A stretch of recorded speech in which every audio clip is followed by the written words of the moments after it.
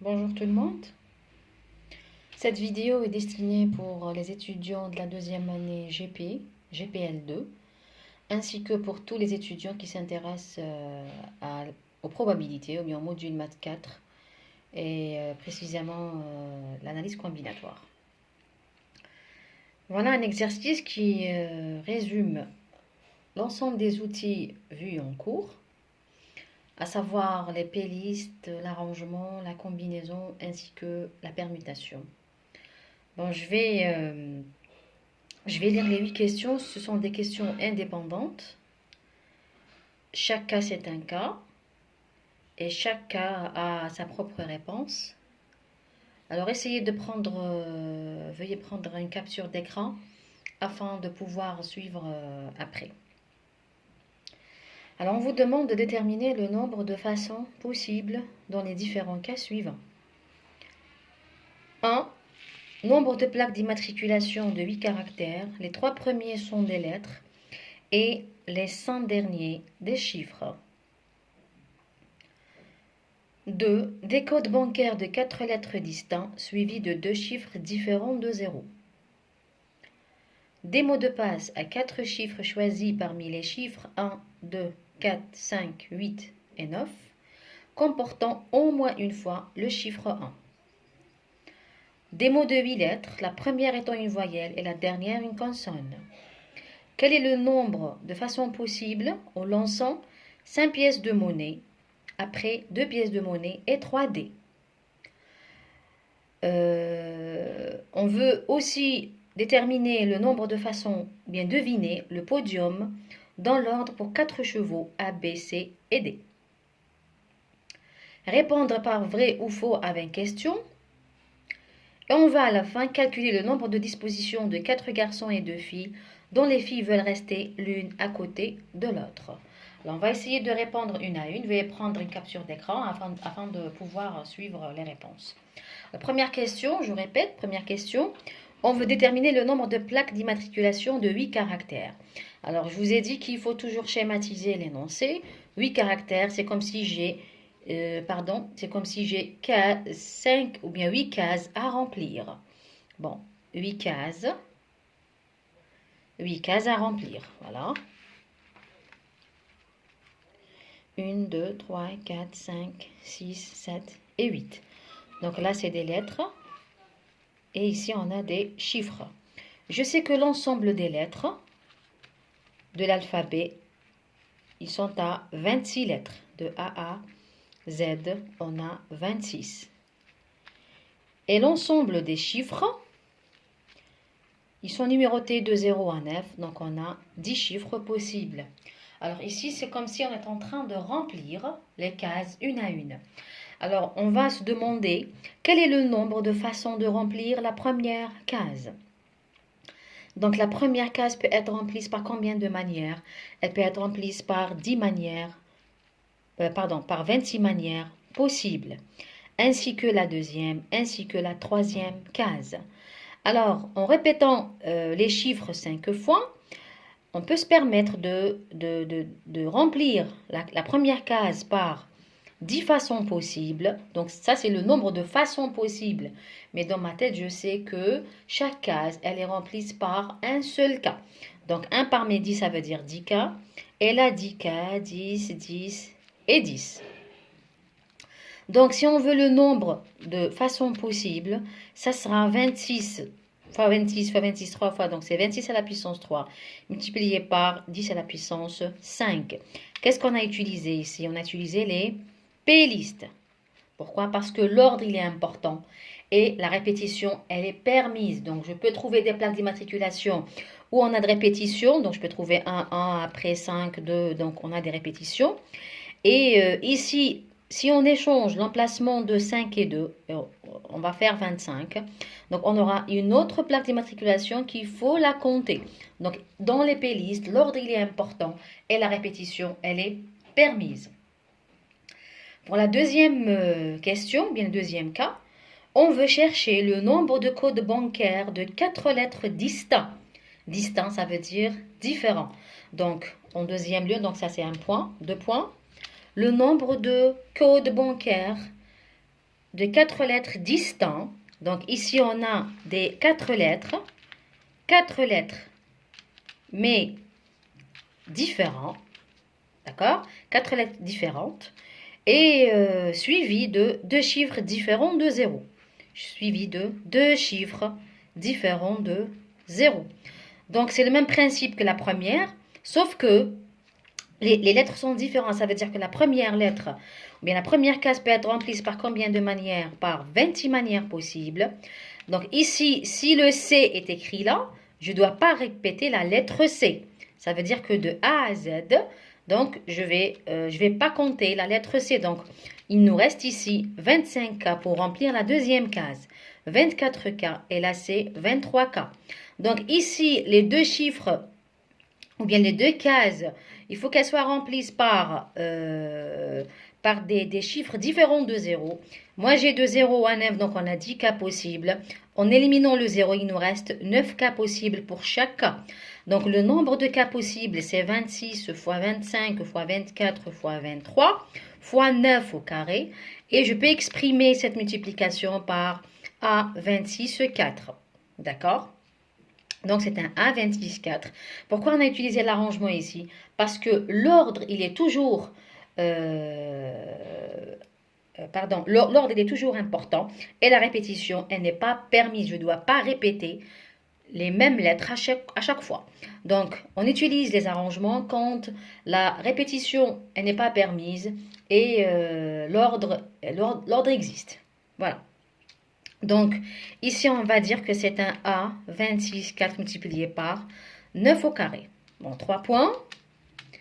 Des mots de passe à 4 chiffres choisis parmi les chiffres 1, 2, 4, 5, 8 et 9, comportant au moins une fois le chiffre 1. Donc, au moins une fois le chiffre 1, ça veut dire au moins une fois le chiffre 1. Ça veut dire que c'est une fois, ou 2 fois, ou 3 fois, ou 4 fois. D'accord? Donc, ici, on remarque que c'est long à calculer. Donc, on va utiliser ici, on va utiliser l'événement complémentaire ou bien contraire. Je sais que le cas d'avoir au moins 1, on peut prendre le total. Donc, on prend le total moins le cas de n'avoir aucun 1. D'accord? Donc, on va prendre le total. Le total, c'est quoi? C'est de remplir mes 5 cases. C'est de remplir, pardon, mes 4 cases par combien de chiffres? 1, 2, 3, 4, 5, 6 chiffres possibles. Donc, à chaque fois, j'ai 6 chiffres possibles ici. Donc, ça, c'est quoi? Ça, c'est le nombre de cas, ou bien c'est le total. Ça, c'est le total. Donc, le total à lequel on va enlever le cas contraire d'au moins une fois le chiffre 1. Donc, le cas contraire d'au moins, au moins 1 le chiffre 1, c'est de n'avoir aucun 1. De n'avoir aucun, ça veut dire que dans ma liste, je vais supprimer le 1. Donc, il me reste quoi? Il me reste combien de chiffres? 1, 2, 3, 4, 5 chiffres possibles. Et mes 4 cases, je peux les remplir ici par 5K, 5K, 5K à chaque fois. Donc, la réponse c'est 6 à la puissance 4 moins 5 à la puissance 4. D'accord? Voilà. La quatrième question, on vous demande de former des mots de 8 lettres, la première étant une voyelle et la dernière une consonne. Donc, des mots de 8 lettres, toujours, donc je vais tracer mes 8 cases. Donc, des mots de 8 lettres, voilà, 1, 2, 3, 4, 5, 6, 7 et 8. La première étant une voyelle et la dernière une consonne. Je sais que les voyelles sont à 6, A, E, I, O, U, Y. Et les autres, c'est des consonnes. Donc, les autres, à part le 6, ça veut dire on a 20 consonnes. Donc, les lettres de l'alphabet sont composées de 20 consonnes et de 6 voyelles. Donc, si je veux que la première soit une lettre, donc j'ai combien de cas possibles? J'ai 6 cas possibles. La dernière, une consonne, on aura 20 cas possibles. Et peu importe pour les autres, ça veut dire que chaque case peut être remplie par 26 manières possibles. Le nombre de cas possibles ici sera 6 fois 26 à la puissance 6 multiplié par 20. D'accord? Bon, 5 points. en lançant 5 pièces de monnaie, après 2 pièces de monnaie et 3 dés. Donc, quel est le nombre de cas possibles si je lance 5 pièces de monnaie? Je sais que la pièce de monnaie, elle est formée de pile ou face. Si on jette une pièce de monnaie, on a ou bien pile ou bien face. Là, on jette 5 pièces de monnaie, ça veut dire c'est comme si on est en train de faire le produit cartésien pile face fois pile face combien de fois? 5 fois, d'accord? Donc, à chaque fois, le résultat est 2. Donc, c'est 2 fois 2 fois 2 fois 2, combien de fois? 5 fois.